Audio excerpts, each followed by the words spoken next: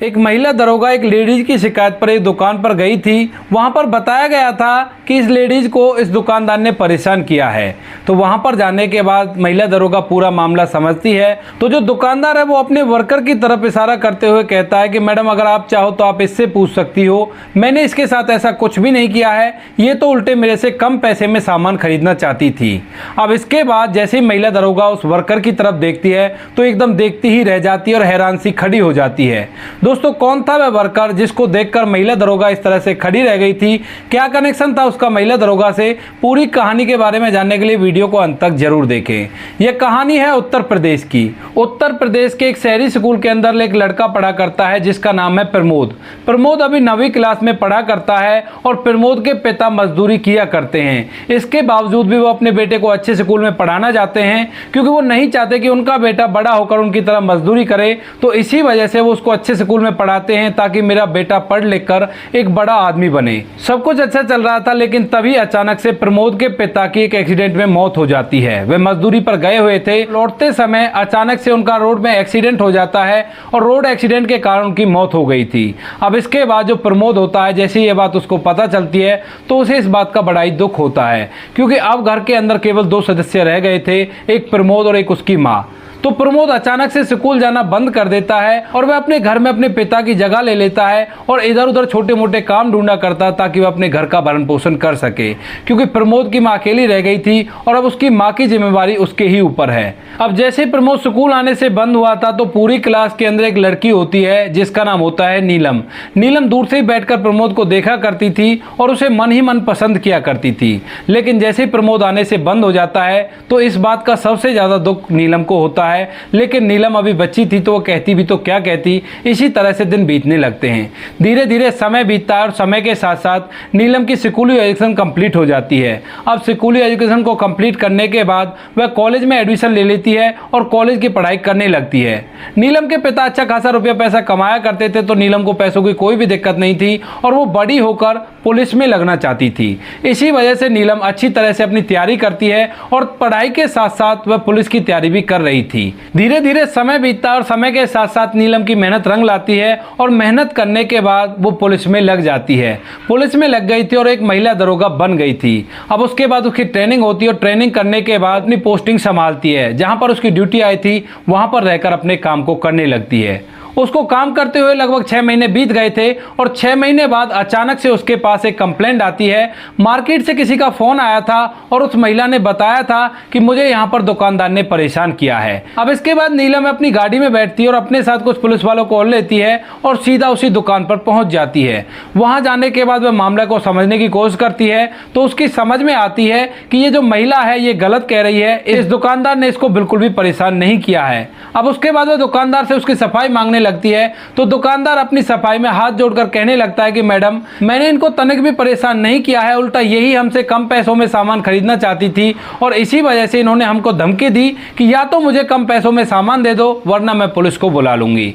अब इस बात को सुनकर नीलम को बुरा तो बहुत लगता है, लेकिन वहां पर इस बात का भी उसके पास कोई सबूत नहीं था। तो महिला दरोगा उस दुकानदार से कहने लगती है कि अगर आपके पास कोई सबूत है तो सबूत को दिखाइए और उसके बाद ही मुझे आपकी बात पर विश्वास होगा। तो जो दुकानदार होता है वो कहता है कि मेरे पास सबूत तो कोई नहीं है, लेकिन मेरे पास एक गवाह है, अगर आप उसकी गवाही मान लो तो नीलम कहती है कि बताओ कौन है गवाह। तो वह अपनी दुकान पर काम करने वाले लड़के को बुलाता है और कहता है कि मैडम को पूरी घटना के बारे में बताओ कि आखिर हुआ तो क्या हुआ था। उसके बाद जो वह लड़का था वो एकदम से सामने आ जाता है और जैसे ही महिला दरोगा उस लड़के को देखती है तो उसे बहुत सारी बातें याद आने लगती है। दोस्तों, सामने जो वह लड़का खड़ा हुआ था वह और कोई नहीं था, वही लड़का प्रमोद था जिसने 9th क्लास में स्कूल को छोड़ दिया था और नीलम मन ही मन उससे प्यार किया करती थी। अब इसके बाद नीलम देखने के बाद थोड़ी देर तो चुपचाप खड़ी रहती है, लेकिन तभी जो प्रमोद होता है वह उनको बताने लगता है। कहता है कि मैडम, हमारे साहब की कोई गलती नहीं है, ये महिला पहले तो कम रेट करने के लिए बोल रही थी, फिर हमने इनसे कहा कि एक दाम की दुकान है तो इन्होंने कह दिया कि या तो मुझे कम रेट में सामान दो वरना मैं पुलिस को बुला लूंगी। यानी कि वो अपने अधिकारों का साफ साफ गलत इस्तेमाल कर रही थी और इसी वजह से उसने पुलिस को बुलाया था। अब जैसे प्रमोद की सारी बातें नीलम सुनती है तो एकदम से उसे पता चल जाता है कि कहीं ना कहीं ये महिला ही गलत बोल रही है। तो उसके बाद वह महिला को समझाती है, कहती है कि बात आगे ना बढ़े तो ही अच्छा है, तुम झूठ बोल रही हो, ना ही इससे कोई स्ट्रॉन्ग केस बन पाएगा। वहां पर एक सीसीटीवी कैमरा लगा हुआ था। तो महिला दरोगा सीसीटीवी कैमरे की तरफ इशारा करते हुए कहती है कि इस कैमरे में सारा कुछ रिकॉर्ड हो गया है और मैंने तुम्हारी रिकॉर्डिंग देख ली है। अगर तुम इस तरह से झूठ बोलोगी तो उल्टा हमें तुम्हें ही बंद करना पड़ेगा। अब इस बात को सुनकर जो महिला वहां पर शिकायत कर रही थी वह वहां से दबे पांव निकल जाती है महिला दरोगा से माफी मांगते हुए। हालांकि दोस्तों वो सीसीटीवी कैमरा खराब हुआ पड़ा था, क्योंकि महिला दरोगा ने जाते ही सबसे पहले दुकानदार से उस सीसीटीवी कैमरे के बारे में पूछा था कि आपकी दुकान पे कैमरा लग रहा है, इस कैमरे की रिकॉर्डिंग दिखा दीजिए, केस एकदम पानी की तरह साफ हो जाएगा। लेकिन उसने जब बताया था कि ये कैमरा तो खराब है, उसके बाद उसने प्रमोद की गवाही सुनकर इस बात पर विश्वास कर लिया था, क्योंकि स्कूल के अंदर प्रमोद का नेचर वो जाना करती थी। प्रमोद बड़ा नेक और मेहनती लड़का था, तो वह समझती थी कि आज भी ऐसा ही होगा और इसकी इंसानियत इसके चेहरे पर साफ साफ दिखाई दे रही है। तो महिला दरोगा ने बड़ी समझदारी के साथ उस केस को रफे दफे कर दिया था और उस महिला को वहां से जाने के लिए कह दिया था। इसके बाद महिला दरोगा दुकानदार से कहती है कि उस लड़के को दोबारा से बुलाओ जो लड़का तुमने गवाही देने के लिए बुलाया था। वह दुकानदार उस लड़के को बुलाता है। तो महिला दरोगा उस दुकानदार से कहती है कि मुझे इससे कुछ पूछताछ करनी है। तो इसके बाद वह दुकानदार एकदम से फिर से घबरा जाता है और सोचने लगता है कि कहीं दोबारा से कोई बात खड़ी ना हो जाए और मेरी जान को आफत ना लग जाए। इस बात को सोचकर दुकानदार घबरा रहा था और महिला दरोगा उस लड़के प्रमोद को अपने साथ थोड़ी दूर ले गई थी जहां पर कोई भी नहीं था, और वहां जाकर वो पूछने लगती है कि तुम्हारा नाम तो प्रमोद है ना। तो वो लड़का कहता है कि हाँ मैडम, मेरा नाम प्रमोद है, आप मुझे कैसे जानती हो। इसके बाद महिला दरोगा के चेहरे पर चमक आ जाती है और वो एकदम से कहती है कि प्रमोद, क्या तुम मुझे नहीं पहचान रहे? मेरा नाम नीलम है, हम लोग 9th क्लास में एक साथ पढ़ा करते थे। अब इसके बाद प्रमोद अपने दिमाग में थोड़ा सा जोर देता है और जोर देने के बाद उसे भी याद आ जाता है कि हाँ ये लड़की हमारे साथ क्लास में पढ़ा करती थी, क्योंकि दोस्तों वो काफी बड़े हो गए थे और उनकी शकल अब मैच नहीं खा रही थी। प्रमोद को दाढ़ी मूंछ आ गई थी और जो नीलम थी वो भी काफी ज्यादा बड़ी हो गई थी। अब इसके बाद प्रमोद याद करता हो बोलता है कि हाँ हाँ याद आया, तुम वही नीलम हो ना जो घूर घूर के मेरी तरफ देखा करती थी और मुझे तुमसे डर लगा करता था। इसके बाद नीलम प्रमोद से कहती है कि तुम मुझे अपना नंबर दे दो, मैं तुमसे बाद में बात करूंगी, अभी मैं ड्यूटी पर हूं, मुझे अपना काम करना है। इसके बाद प्रमोद अपना नंबर लिखकर नीलम को दे देता है और नीलम वहां से वापस अपने थाने चली जाती है। धीरे धीरे शाम हो गई थी और शाम को नीलम प्रमोद के पास फोन मिला देती है। प्रमोद भी अपने रोजमर्रा के काम को करके वापस से घर चला गया था और जैसे ही वो आराम कर रहा था तो एकदम से उसका फोन बजता है और फोन के अंदर कोई अननोन नंबर था। अब प्रमोद उस फोन को उठाता और उठाते ही दूसरी तरफ से नीलम की आवाज थी। जैसे नीलम ने हेलो बोला था तो उसके बाद प्रमोद समझ गया था और एकदम से कहा था कि नीलम तुम हो ना। तो उसके बाद नीलम कहती है कि हाँ मैं हूं और फिर दोनों में बातें चलने लगती हैं। वे कुछ स्कूल की पुरानी बातों को याद करते हैं और याद करने के बाद हंसने लगते हैं। तभी अचानक से नीलम प्रमोद से पूछती है कि प्रमोद, तुमने 9th क्लास में स्कूल क्यों छोड़ दिया था, जबकि तुम पढ़ने लिखने में ठीक ठाक थे और तुम चाहते तो आज एक अच्छी सी नौकरी कर सकते थे, तुम्हें इस दुकान पर काम करने की जरूरत नहीं होती। तो उसके बाद प्रमोद अपनी पूरी कहानी बताता है। वह कहता है कि मैं अपने माता पिता की इकलौती संतान था और मेरे पिता की अचानक से मौत हो गई थी और इसी वजह से मुझे स्कूल की पढ़ाई को छोड़ना पड़ा। अब इसके बाद प्रमोद नीलम से नीलम के बारे में पूछता है और इसी तरह से उनकी कुछ देर तक बातें होती हैं और बातें होने के बाद दोनों का फोन कट जाता है और दोनों आराम करने लगते हैं। धीरे धीरे समय बीतता है और समय के साथ साथ नीलम रोज रोज प्रमोद से फोन पर बातें किया करती। बातों ही बातों में दोनों को एक दूसरे के लिए प्यार का आभास तो होने लगता है, लेकिन अभी तक किसी ने भी किसी से प्यार का इजहार नहीं किया था। इसी तरह से समय बीतता रहता है। अब एक दिन ऐसे नीलम प्रमोद से फोन पर बातें कर रही थी और बातें करने के दौरान एकदम से प्रमोद के हाथ से फोन छूट गया था।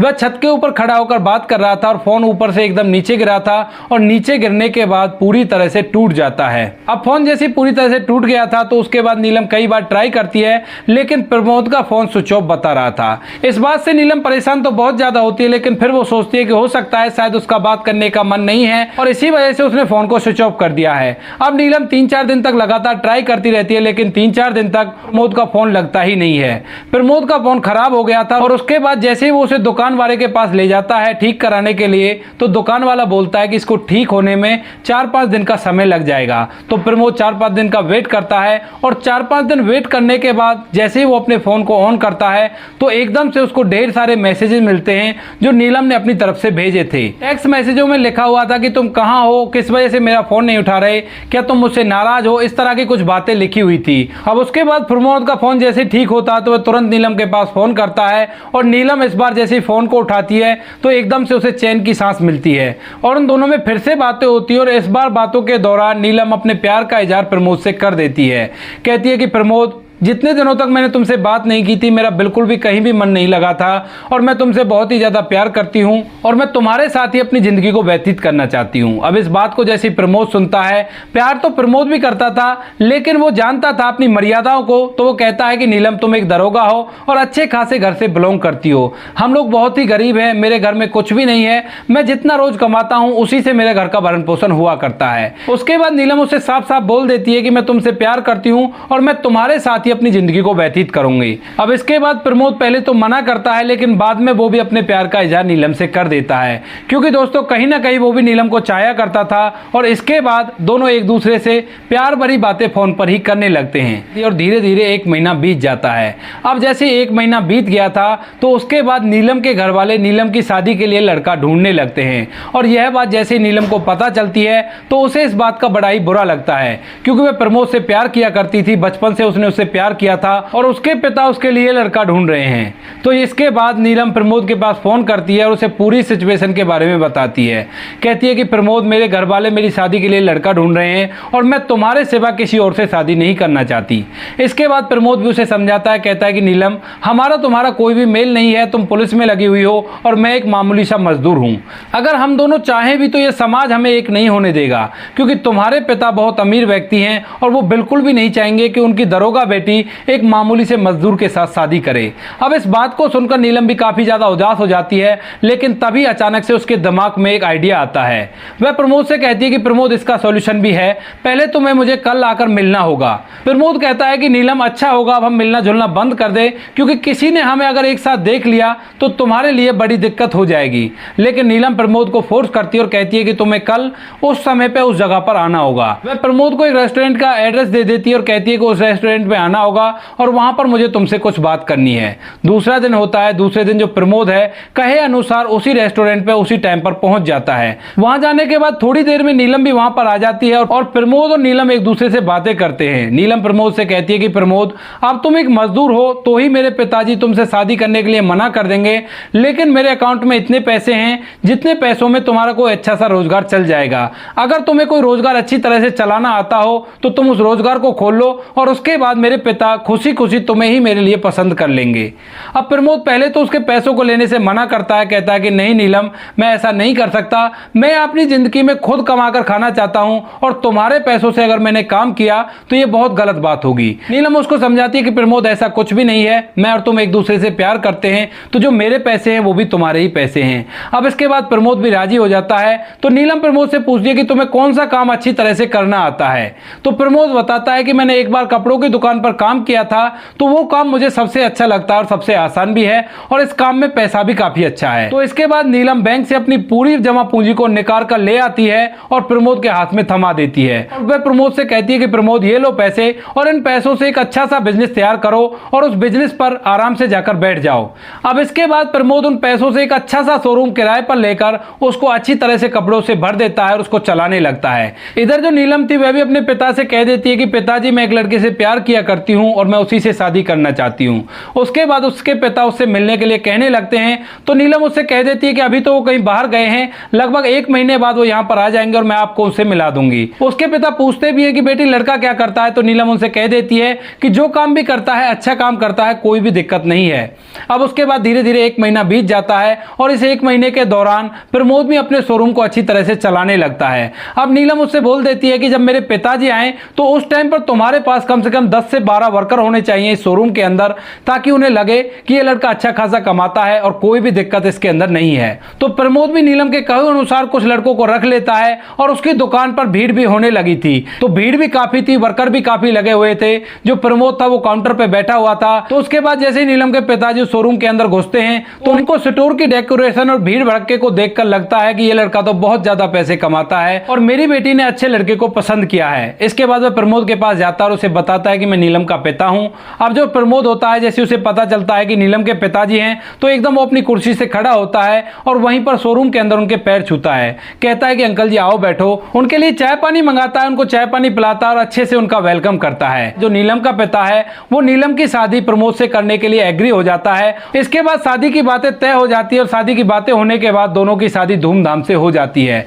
अब शादी होने के बाद प्रमोद उसी शोरूम को अच्छी तरह से चलाया करता है और नीलम से भी ज्यादा पैसे कमाया कमाया करता है। नीलम और प्रमोद दोनों एक दूसरे के साथ हंसी खुशी रहा करते हैं। प्रमोद अपनी माँ को भी शहर में ले आता है और वहीं पर एक अच्छा सा घर मकान खरीद लेता है। दोस्तों ये थी कहानी एक महिला दरोगा और एक दुकान पर काम करने वाले लड़के की।